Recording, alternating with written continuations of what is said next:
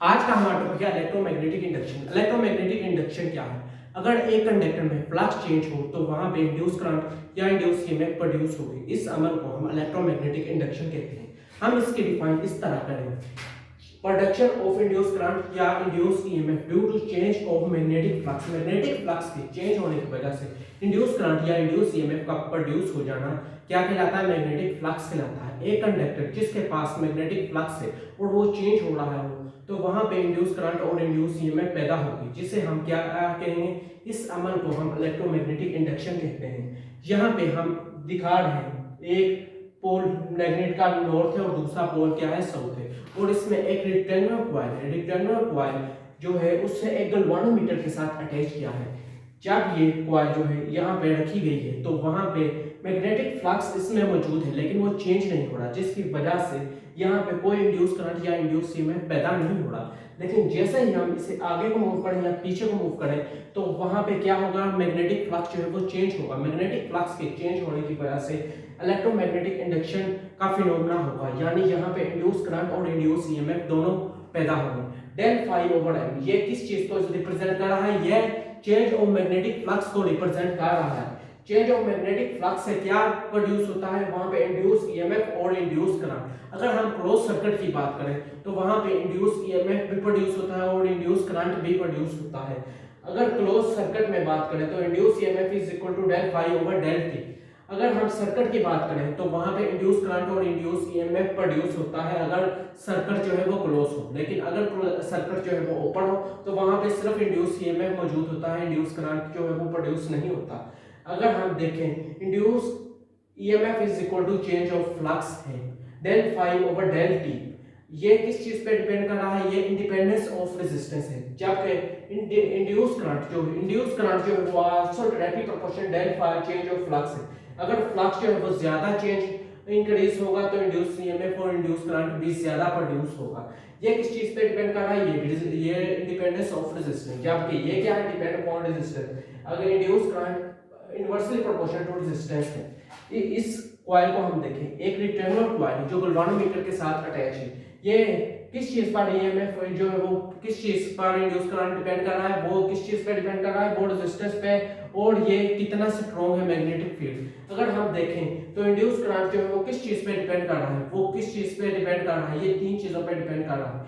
या तो कितना स्ट्रॉन्ग मैग्नेटिक फील्ड है, दूसरा क्रिएटेड नंबर ऑफ टर्न, अगर नंबर ऑफ टर्न जो है वो ज्यादा होंगी तो इंड्यूस करंट ज्यादा पैदा होगा। तीसरा चेंज ऑफ मैग्नेटिक फ्लक्स, यानी अगर हम तेजी से कॉइल को मूव करेंगे और तेजी से वापस ले जाएंगे तो मैग्नेटिक फ्लक्स जो है वो ज्यादा चेंज होगा, जिसकी वजह से क्या होगा? इंड्यूस करंट भी ज्यादा प्रोड्यूस होगा।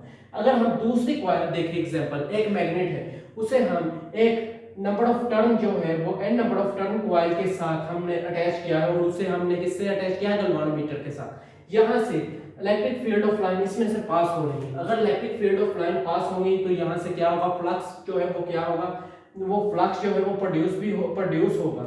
अगर ये दोनों स्टैटिक हैं तो कोई भी ये फ्लक्स जो है पैदा तो होगा लेकिन वो चेंज नहीं होगा। फ्लक्स चेंज ना होने की वजह से यहाँ पे ना तो इंड्यूस करंट पैदा होगा ना इंड्यूस ईएमएफ। लेकिन अगर मैं मैग्नेट को आगे या पीछे करूं तो क्या होगा?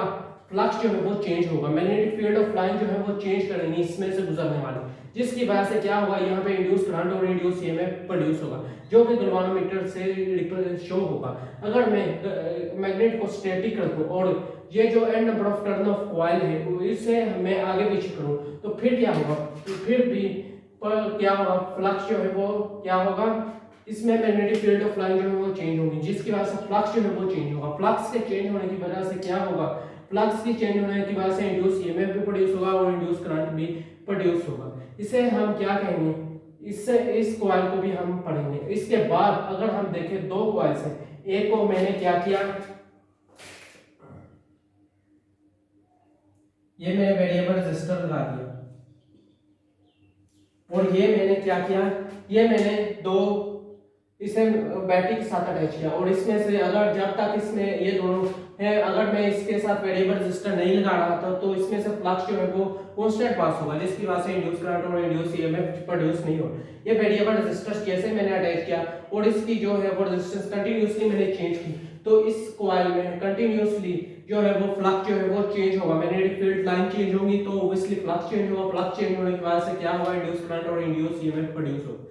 ये दो मेटल आर्ट है, मेटल आर्ट को मैंने गैल्वेनोमीटर से अटैच किया और दरमियान में मैंने एक मेटल का रॉड जो है वो दो मेटल जो स्ट्रेट मेटल है उन्हें मैंने एक गैल्वेनोमीटर के साथ अटैच किया और एक परपेंडिकुलर मेटल जो है वो मैंने ऊपर इसके ऊपर रख दिया। अब इस मेटल को मैं मूव करूं और दरमियान में क्या है, जो है मैग्नेटिक फील्ड है जो कि किस साइड है, इनटू द पेज है। ये एक्स जो है वो इनटू द पेज होता है और डॉट का आउट ऑफ पेज। जैसे ही मैं इस मेटल को आगे पीछे करूंगा तो क्या होगा, इसमें से क्या होगा, फ्लक्स जो है वो चेंज होगा, फ्लक्स के चेंज होने की वजह से इंड्यूस करंट और इंड्यूस ईएमएफ जो है प्रोड्यूस होगा। अब देखें इंड्यूस करंट किस चीज पे डिपेंड कर रहा है, ये strong magnetic field, magnetic field ये देखो नॉर्थ और साउथ, अगर मैग्नेटिक फील्ड जो है पोल है वो स्ट्रॉन्ग होंगे, जितना ज्यादा स्ट्रॉन्ग होगा उतने ज्यादा क्या होगा, इंड्यूस करंट ज्यादा प्रोड्यूस होगा अगर फ्लक्स चेंज होगा। दूसरा होगा ग्रेटर नंबर ऑफ टर्न, अगर नंबर ऑफ टर्न जो है वो ज्यादा होंगे, यहाँ पे मैंने कम नंबर ऑफ टर्न दिए, अगर मैं नंबर ऑफ टर्न ज्यादा लूं तो ऑब्वियसली इंड्यूस करंट जो है वो प्रोड्यूस होगा। और तीसरा है इंड्यूस करंट जो है चेंजिंग ऑफ फ्लक्स की वजह से तो वो पैदा होगा, लेकिन चेंजिंग ऑफ फ्लक्स जो है वो किस चीज पे, वो कंडक्टर के मोशन की वजह से प्रोड्यूस होगा। वो मच कितना कितना चेंज ऑफ फ्लक्स होगा, अगर ये ज्यादा होगा फ्लक्स तो ज्यादा ईएमएफ इंड्यूस होगा, और अगर फ्लक्स जो है वो कम चेंज हो रहा है, इसमें से नंबर ऑफ लाइन जो है वो कम चेंज होंगी तो ऑब्वियसली इंड्यूस करंट जो है वो कम कम प्रोड्यूस होगा। यहाँ पे हमने एक मैग्नेट शो किया है और एक वायर, एक जो है वो रिंग है, रिंग जब तक क्लोज थी तो यहाँ पे क्या होगा, इंड्यूस ईएमएफ और इंड्यूस करंट दोनों ही प्रोड्यूस हो रहा है, लेकिन यहाँ पे रिंग जो है वो ओपन है, यहाँ पे इंड्यूस ईएमएफ तो प्रोड्यूस होगा, इंड्यूस करंट प्रोड्यूस नहीं होगा। Induce EMF is equal to induce current multiply resistance, ये दोनों का जो प्रोडक्ट है वो कांस्टेंट होगा।